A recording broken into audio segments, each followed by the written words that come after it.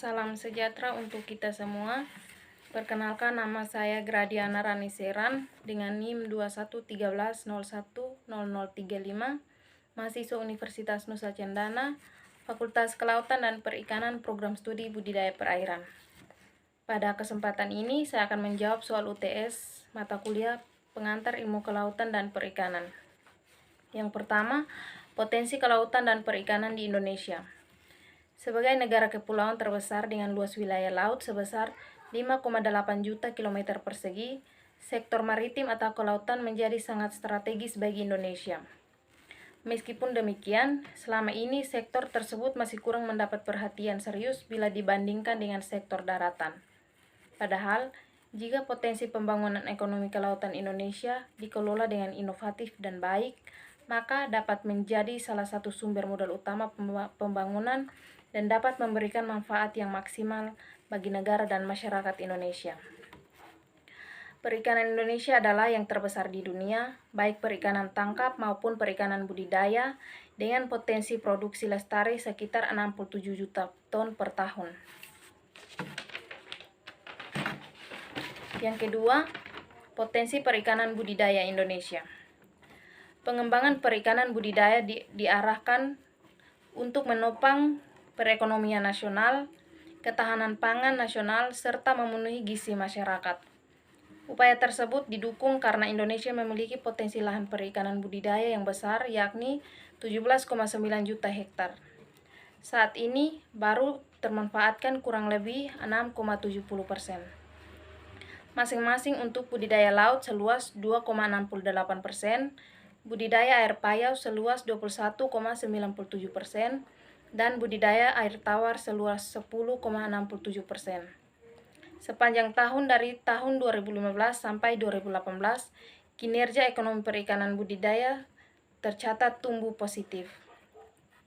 Perikanan budidaya menyumbang sebesar 57,14% terhadap PDB sektor perikanan.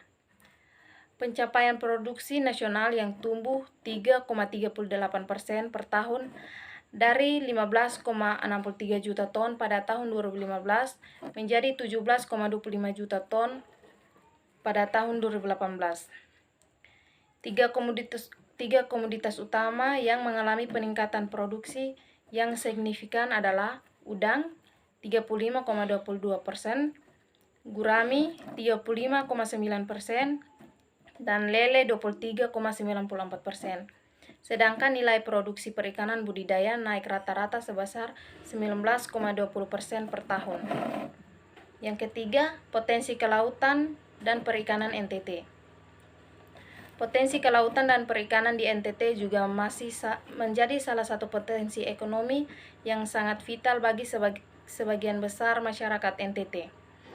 Untuk mengembangkan potensi kelautan dan perikanan di NTT, demi kemajuan dan kesejahteraan masyarakat, Dinas Kelautan dan Perikanan NTT terus berupaya dengan berbagai macam program strategis. Dinas Kelautan dan Perikanan NTT,